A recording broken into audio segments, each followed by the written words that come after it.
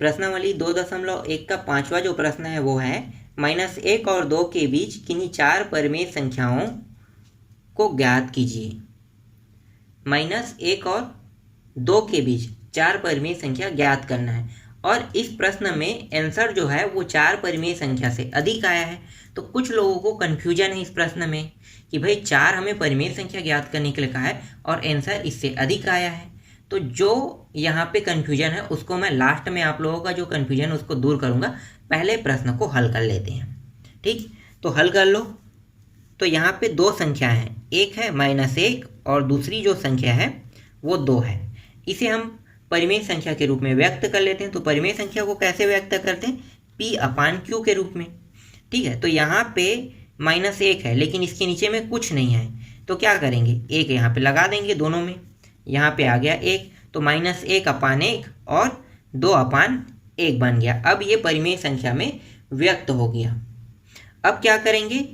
अब जो है इसमें ज्ञात करने के लिए कहा है 4 परिमेय संख्या। तो 4 परिमेय संख्या ज्ञात करने के लिए कहा है, तो 4 परिमेय संख्या में हम 1 बढ़ा देते हैं। कितना हो जाएगा? 1 अगर जोड़ेंगे तो 4 और 1 5। अब यहाँ पे 5 बन गया, तो क्या करेंगे? ये जो 5 है उसका अंश और हर दोनों में गुणा कर देंगे। किसके अंश और हर में गुणा करेंगे? ये जो मान दिया है इन दोनों के। तो पहले हम इसके में कर देते हैं, तो -1/1 गुणित अंश में 5 का गुणा और हर में भी 5 का गुणा।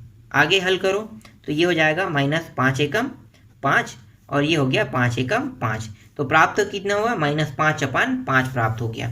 इसी तरह से इसमें भी करेंगे, 2/1 गुणित 5 का यहाँ भी अंश और हर में गुणा कर देंगे, तो ये हो जाएगा 10/5। ठीक, समझ में आया? अब हम -5/5 के बीच, मतलब -5/5 और 10/5 के बीच परिमेय संख्या को निकाल लेते हैं।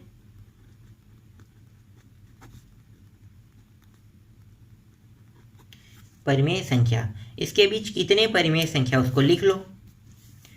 तो ये हो गया -4/5 आ जाएगा। ठीक है, इससे कम करते जाएंगे, फिर -3/5 हो जाएगा, फिर -2/5, फिर -1/5। 0 को हम परिमेय संख्या नहीं मान सकते, तो 0 के बाद क्या आता है? 1/5 परिमेय संख्या, फिर 2/5, फिर 3/5, फिर 4/5, फिर 5/5। ठीक है, समझ में आ रहा है ना? जितने भी होगा 10 तक के जाते तक उतना हमें निकालना होगा। फिर 6/5, फिर 7/5, फिर 8/5 और ये हो गया 9/5। ये जो जितने भी आप यहाँ पे देख रहे हैं ये सभी के सभी -5/5 और 10/5 के बीच का परिमेय संख्या है, ये सभी के सभी। तो -1 और 2 के बीच कितने परिमेय संख्या होगी? यही सभी परिमेय संख्या होगा, तो उसको भी लिख लो। -1 और 2 के बीच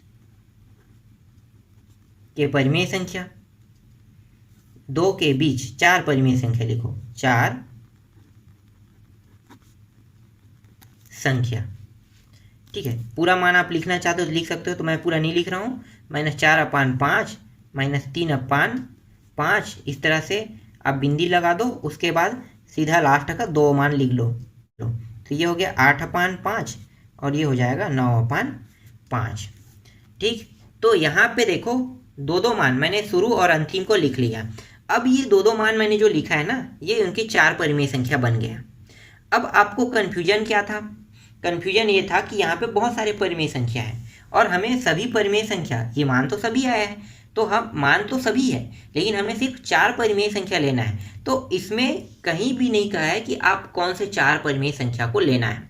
ठीक है, तो मैंने क्या किया, लास्ट के दोनों से, ठीक है, लास्ट के दोनों साइड से, दोनों से मैंने लास्ट के 2 परिमेय संख्या को ले लिया और ये क्या हो गया, इसका आंसर बन गया। ठीक, समझ में आया आपको? तो यही आप लोगों का कन्फ्यूजन था कि यहाँ पे बहुत सारे परिमेय संख्या है, इनमें से कितने परिमेय संख्याओं को ले। तो लास्ट से 2 और इधर से लास्ट से 2, दोनों को मिलाओगे तो 2 परिमेय संख्या आपके पास निकल जाएगा। तो ये रहा आपका आंसर। ठीक है, अगर आप पूरा को भी लिखते हो तो भी कोई गलती नहीं है, तो भी पूरा सही है।